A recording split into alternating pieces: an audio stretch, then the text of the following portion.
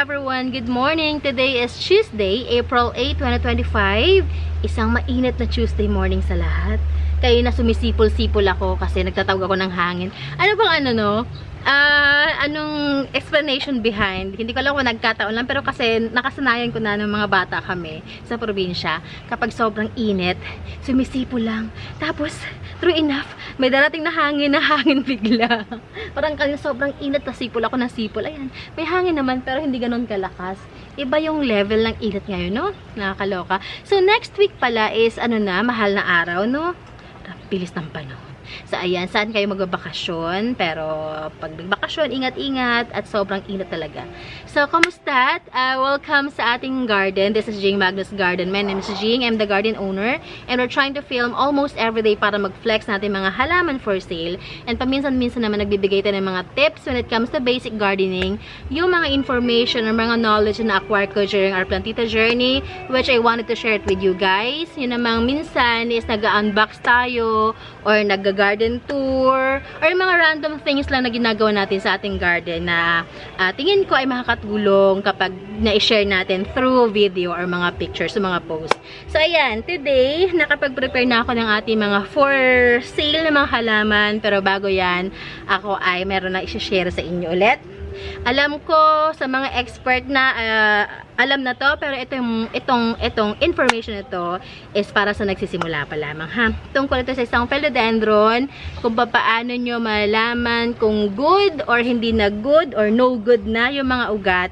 Ang tinatawag nating good and bad na roots. Okay. Mapakita ko na sa inyo para mas magandang, mas maintindihan ninyo, mas malinaw yung explanation natin. Kaya na pa ako nadidistract talaga. Kaya hindi ako makapagsalita ng maayos kasi nga, nadidistract ako sa malaking dahon ng ating reverted mandula. Sayang, nag-revert siya.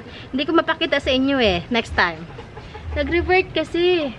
So, puro green siya. Kung ito hindi nag-revert bongga sana, ano kayo mamaya. Ipopropagate ko yan. Wait ka lang. Mag-flex muna tayo. Okay, ito yon. So, this is our Mexicanum. Ganda, oh. Dahil siya ay isang characteristic pala ng mga philodendron or siguro ibang mga halaman na din. Kapag hindi sila nakahanap ng liwanag, gumagawa sila talaga ng paraan, regardless kung ma-deforman yung kanilang tindig, basta mahalaga ay makasilip sila sa liwanag. Gagaya nito, natumba yung kanyang pole, bumagsak siyang ganyan, so yung kanyang yung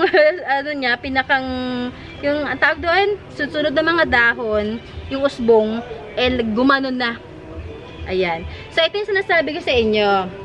Yan, for propagations, importante na i-determine niyo kung good pa or hindi na yung mga roots. Okay, paano malalaman? Kapag ang roots ay tuyo na, like this one, ito, hindi. Okay pa siya Hanap tayo na medyo tuyo na.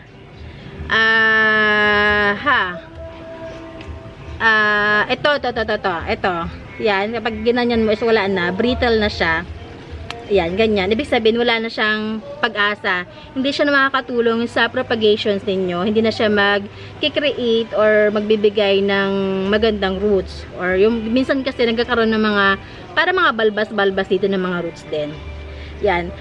Pero, kapag nakita nyo ang roots ay ganito, yung meron parang nag-green, yellow yung dulo. Ibig sabihin, fresh pa siya and goods pa siya.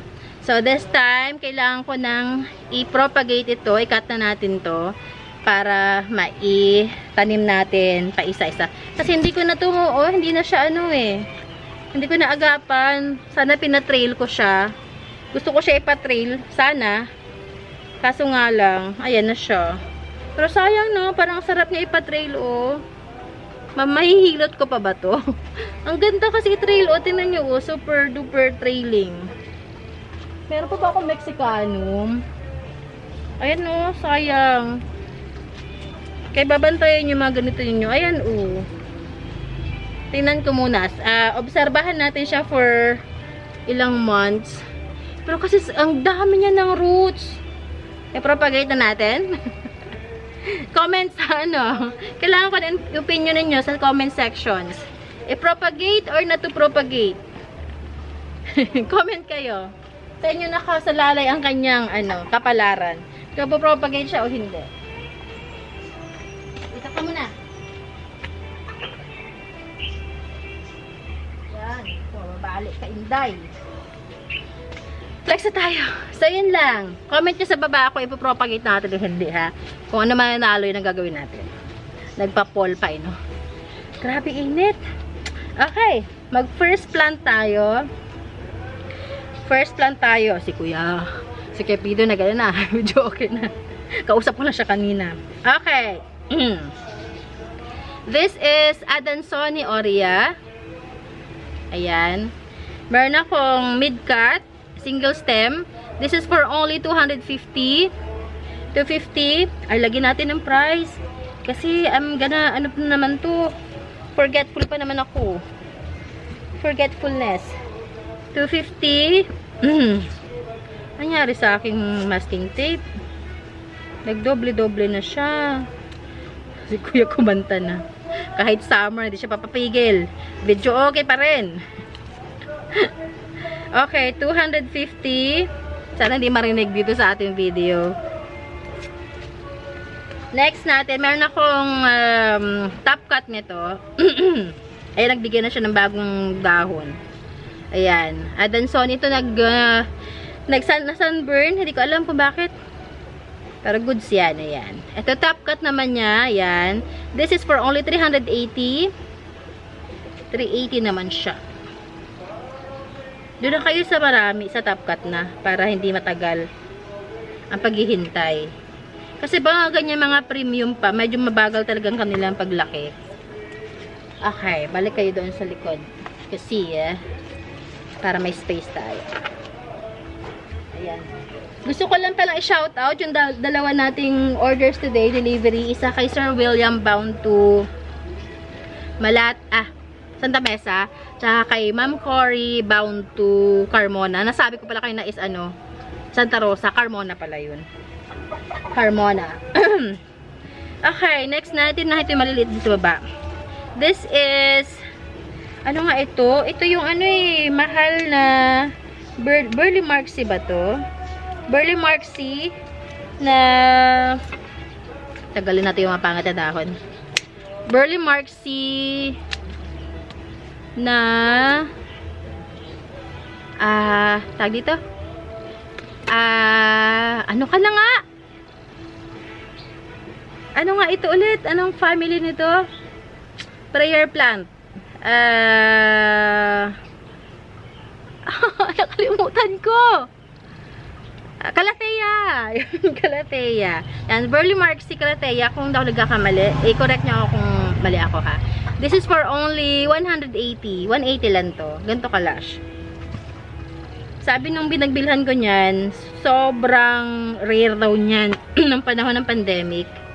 Tapos bigla na lang siya nawala. Pero kasi, nung panahon ng pandemic, ang gustong-gusto kong bilhin is yung Calathea Doti. Which is sobrang mahal. Ang una ko na pagtanungan nun is parang 750 isang stem. Siyempre daw bibili, mahal eh. Naghintay tayo magpura sila. Okay. We have Peace Lily variegated. Yan. Variegated Peace Lily. This one I'm selling for only 150. 150 lang yan. Yan ang var niya. Yan. Or kahit 100 na lang pala to. Iba pala 150 ko. 100 na lang to. 100 pesos. Iba pala yung 150 ko. 100 pesos lang yan. Saan ka nang galing? Next natin, we have Cebu Blue Top Cut. Yan, Cebu Blue Top Cut. 100 pesos lang din to. Hindi pa siya nagbo-bluish eh. Para nag-revert yata ito. Pero kasi alam ko Cebu Blue yan eh. Okay. Next natin. Sasapawan natin yung video okay ni Kuya. Baka marinig kasi eh. Okay, this is Enjoy Photos. Yan, Enjoy Photos. This is for only 200 na lang. 220 siya before, 200 na lang siya ngayon. Yan. We have 2 stems of Epi Albo. Dalawa to. Ganda ng jeans niyan. Ayan ang jeans niya. May papalabas na siya. Suhi. This is for only 200 pesos lang din. 220 siya before. 200 pesos lang din. Next natin, we have, this is Pink Lava Syngonium. Yan, Pink Lava Syngonium. This is for only 220. Ayan siya. 220 Pink Lava. Ang ganda bago niyang dahon, no? May kamukha siya eh. Pero alam niyo ba ngayon lang ako nakakita ng pink lava. Pink lava. Ang alam ko lang yung mga strawberry ice na syngonium. Wala na ako nun. Strawberry ice. Next natin, reverted na Var Peru. Reverted na siya. Reverted Peru. Hindi ko alam kung babalik pa to. Baka bumalik sa inyo ang variegations kaya na magpa-var. This is for only 150. Ganda oh. Nag-revert siya eh. 150 na lang yan. Wala nang talab yung aking ballpen dai. Lagi kong problema yung marker ko dito talaga. 150. 150. Yan. I-propagate nyo na lang to. Baka sakaling bumalik. May mga cases na ganun eh. Parang isa yata sa mga nakabili sa akin before, binili niya yung reverted ko, and then siguro a few months na nagbigay na ng mga suhi, may lumabas na mga variegations, kaya tuwan-tuwa siya. Binalita niya talaga sa akin yun. Ininggit lang ako. Next natin, we have Christmas Syngonium. This is for only 130. Ayan ang kanyang beauty. Christmas Syngonium 130. We have what we have here pa ba? This one, this is silver satin or silver satin, 300 pesos to. Ganyan ka-lush oh. Ayan. And tsaka big leaves na siya. Yan, 300 pesos. We have Pink Princess. Pink Princess natin, ayan siya.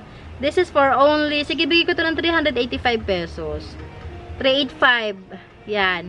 Paggandahin nyo ng bongga. Kasi ako, hindi talaga ako makapagpaganda ng Pink Princess. Yung tipong ang gaganda ng mga varna niya. Ganyan lang. Ganyan yung mga pink-pink niya sa akin. Tapos yun, sunod hindi na. Ayaw na. Siguro dito sa location ko, no. May mga ganun kasi eh. Next natin is we have, this is Gloriosum. Glorious. Glorious ito. Kasi iba yung shiny niya eh. Glorious. This is mother ha. Yan mother, yan ang kanyang pinagkatan ko na yan eh. Ayan, meron na siya, papalabas na rin siya na isa pa oh. Yan. Yan. Glorious. This one I'm selling it for only, sige bigay ko ito ng 320. 320. Okay. Wala akong marker. Kailangan kong bumili ng marker bukas. Sana wag kong makalimutan. Kasi punta kami ng SM tomorrow. At may kailangan. Alam yung ba, pag pupunta ako ng SM kapag may kailangan na lang talaga. Pero hindi yung pupunta ko ng SM para gumala. Like before, yung bata-bata pa. Hindi na. Kailangan ko lang pumunta ng SM kasi may kailangan akong bilhin na hindi ko mabili dito sa malapit. Tapos pag nabili ko na yon, uwi na kami. Wala nang gala-gala pa naganap. Next natin, yung sa likod naman. This is Silver Spatifilum. Silver Spatifilum, ang ganda. Alam niyo ba, tagal na ito sa akin. Kasi nga, namamatay siya. Hindi namamatay, yung nasusunog yung dahon niya. Hanggang sa papangit, gupitin ko ng gupitin, niriripat. Yan, ngayon na siya gumanda ng ganyan. Huwag sanang mausog. Yan, Silver Spati. This one I'm selling for only 480. 480 to, Silver Spati. Hirap niya talaga pagandahin. Sinukuan ko na yan eh. Hinayaan ko lang sa tabi. Bahala ka dyan. Gumanda ka na lang. Kusa ka na lang gumanda. Wala na magagawa. Gumanda naman siya. Nung pinabayaan ko. Kailangan pala siyang pabayaan talaga. Kasi nung inaalagahan ko siya, nasusunog yung mga gilid. Ay, bahala ka. Sabi ko. Ay, gumanda naman siya. Natakot siya. Okay. We have Epi Albo. Ayan ang kanyang var. Ayan ang bagong dahon niya. Ah, na-flex ko na pala to. 450 lang to. Epi Albo 450. Okay. Okay. Isa sa mga favorite ko. Red Congo. I know, gustong-gusto ko talaga. Hindi ko alam. Pero gustong-gusto ko talaga yung nakikita ko yung paglabas ng bagong dahon. Tapos makikita ko yung paglaki niya. Ewan ko ba? Basta, yan. Red Congo. Alam ko may presyo na to. 385. 385 Red Congo. Yan. Bahala kayo dyan. Ganda. Next natin. Shapensi. Yan. Shapensi. Baka may naghalat ng Shapensi sa inyo. This one I'm selling for only 295 pesos. Big leaf na siya. 295. Mother 2 eh. Suhit na yun. Lagyan natin ang price. Kasi I tend to forget everything. 295. Ayan. Okay. Kahit walang talab masyado, sige lang. Ilaban natin yan. Okay. Golden violin. Na pwede nang i-propagate. Suhi yan eh. O yan o. Pinag-tapkatan ko na yan eh. Yan. Golden violin. This is for only 200 lang. 200 lang to. Kunin nyo na kasi pag hindi, ipopropagate ko to. Next. Okay, 2 pots left para sa mga na mag-flex tayo ng ilang pirasong aglonemas. Baka may naghahanap. Okay, variegated natin na huy, ano ka na nga? Burl marks. Ayan. Pasok?